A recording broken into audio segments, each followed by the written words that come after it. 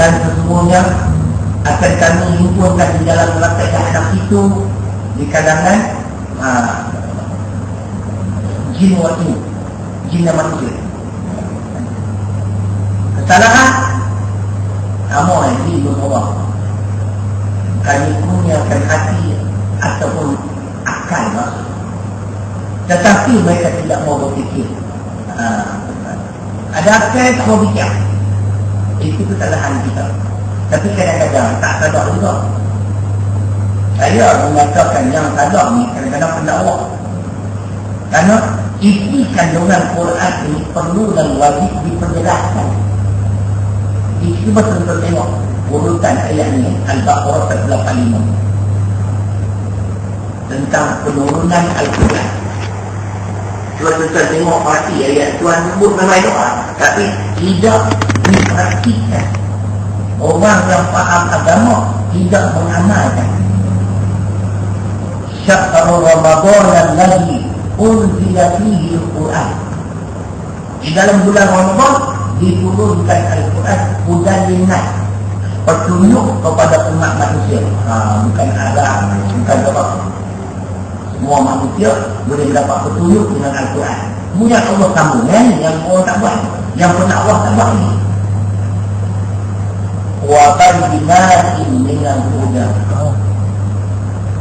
dan penjelasan mengenai petunjuk itu, makna petunjuk Al-Quran itu wajib dijelaskan.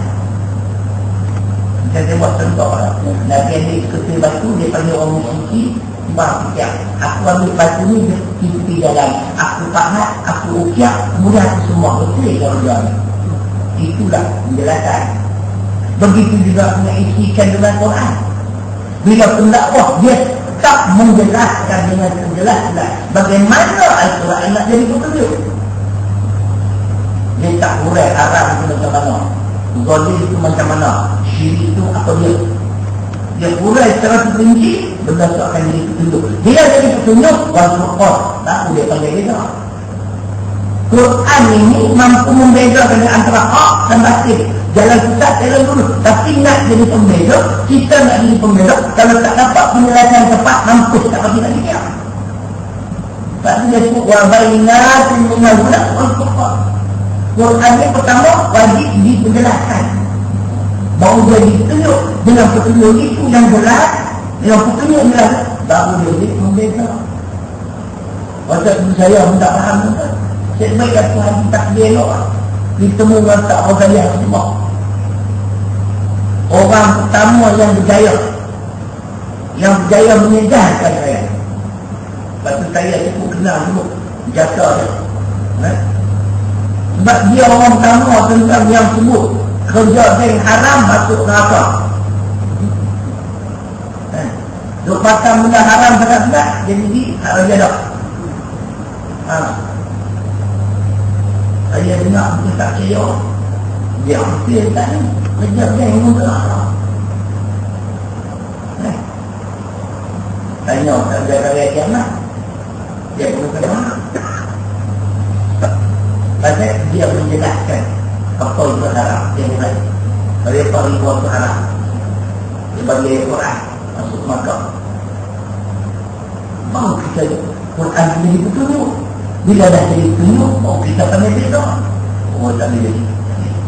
Kenapa ni? Ini kalau duduk main baca ayat, potong ayat saya dengar ni, ustaz no. Itu lah. Masa tu saya tak ustaz ni, baru nak start. Jadi malam-malam duduk ni lah, yang tadi cari kuliah lah. Ni yang duduk kuliah nak ontok. Ustaz no, gemuk. Dia baca tafsir Nurul Islam. Kita memang minat ayat Quran. Mainlah ayat 208 Al-Baqarah. Dia pun baca. Dia terjemah saja. Dia tak penjelas. Itu yang masalah. Dia baca ya ayyuhalladzina amanu. Ya ayyuhalladzina amanu udkhulu fi silmi kafah. Wala tattabi'u khutuwati syaitan innahu lakum 'aduwwun mubin. Wahai orang beriman, masuklah kamu ke dalam Islam keseluruhannya. Janganlah kamu mengikuti jejak langkah syaitan, sesungguhnya syaitan itu musuh kamu yang nyata. Tuan-tuan tahu tak dia tak benar? Islam kita elok dah. Jaga semayang elok sudah. Oh dia nak sudah pok dia ni. Yang tu dia sejumlah dia. Dia patut menjelaskan apa masuk dalam Islam keseluruhannya. Profesor Mahmud ini menyebut dalam kitab kafir dia, muka surat 44. Maksudnya Islam kamu jangan separuh-separuh. Islam kita wajib menyeluruh. Islam mesti akidah, syariat, akhlak dan juga ibadah. Bagi contohlah. Pastinya mudah dia fikir. Bagi jelas. Pasal apa ayat ni pun. Ikut buku lama takkan dia tak pergi pun. Ayat ni contoh turun sempena. Kita Abdullah bin Salam. Najib duduk muka macam buku. Kocak ayat-ayat. Dia tak cima. Abdullah bin Salam yang tersebut.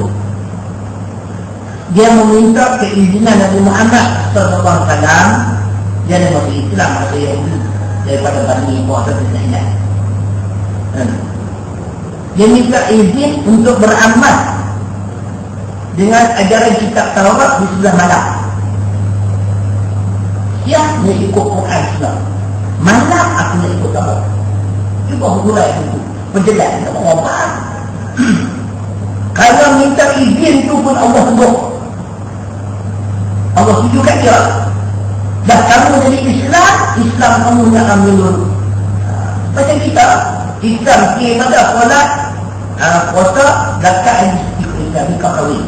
Pemerintahan tak Islam, ekonomi tak Islam, perundangan tak Islam, pendidikan tak Islam. Yang ni yang orang.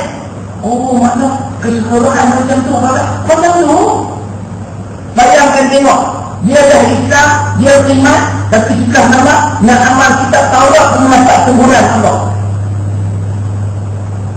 Oh bagus, tak boleh lah. Kita kenal sistem ekonomi kita. Dalam Quran tu. Semua ada dalam Quran. Bagus je kan? Bagus. Quran jadi petunjuk. Dengan petunjuk tu baru kita pandai sekarang. Ni duk bagi sekali lagi penyemah kita elok dan Islam kita jaga semayang elok kita untuk juga. Ya Allah, saya tak pilih apa itu. Cek-cek belakang. Jadi itu orang tanya apa? Berpeluh kau. Berpeluh sama tangan lak-lak pedak-pedak. Dan saya kata apa juga. Soalan ni masih patuah yang dia jawab. Dia tak boleh. Apa-apa. Orang tanya betul hudu. Oh kalau bak fiqah dia murai lah. Guna jelas. Perkara yang membatalkan wudu di antaranya bentuk. Oh dia ajak, dia murai, dia ulas, dia ulang. Dia punya jelas dia nak ngomong. Mai wudu. Dia kata yang ni bagi fatwa. Inilah orang yang Allah sebut dalam Al-Baqarah ayat 59. Dilaknat oleh Allah yang menyembunyinya. Hadis sahih pada macam mana ingat mansuila an ilmi alimah thumma katamahu ujima yawma qiyamah bilizami minna. Hadis riwayat kalau tak silap saya Abu Daud dan Tirmidzi. Barang siapa yang ditanya satu soalan yang dia tahu, ilmu yang dia tahu, dia tak tahu tak apa. Kemudian dia menyembunyi dan tak menjawab. Isu dia akan dikekang dengan kekangan api neraka. Dalam Quran Al-Baqarah 159 dia dilaknat oleh Allah. Innal ladzi la yaktumuna ma anzalna minal bayyinati wal huda. Yang menyembunyikan keterangan-keterangan dan petunjuk ini. Dan Allah kata bayyana linnas fil kitab, telah jelas kepada manusia apa benar-benar dalam Quran dan kitab.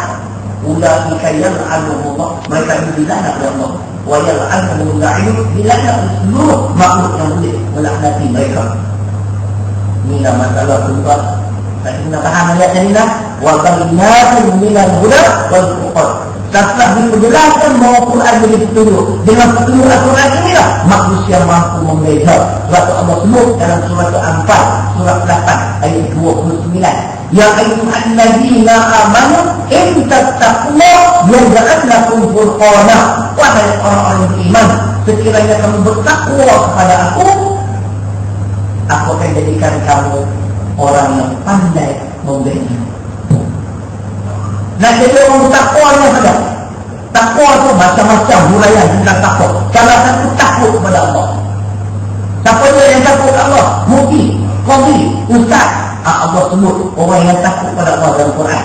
Surah ke-35 di hujung ayat ke-28 pasti. Kau ingat dia. Innama yakhshallaha min ibadihi ulama. Sesungguhnya hanya saja yang takut pada aku dari kalangan hamba-hambaku adalah ulama. Ulama di sini bukan mufti, bukan qadhi, bukan sekali itu. Ulama di sini orang yang berilmu, yang beramal dengan ilmu. Walaupun sedikit dia tahu benda itu haram, dia tak buatlah. Itulah yang takut pada Allah. Ni dia tahu benda itu haram, dia bunuh. Duk main hurai ulama dan ini mufti gak tak kira. Bukan mufti, ulama sini orang yang berilmu, ada ilmu dan dia amal ilmu dia. Kalau tidak akan lagi dia nak doa ke Allah, Rabbi hadni hukmah wa alhiqni bis-salihin. Pertama dia minta ilmu, kedua dia minta kekuatan untuk beramal dengan ilmu itu. Mudah-mudahan dia digabungkan dengan orang-orang soleh. Jadi cari ayat lain. Ayat apa? Tak ingat. Innama yakhshallaha surah 35 pasti ayat 28. Di hujung ayat 28.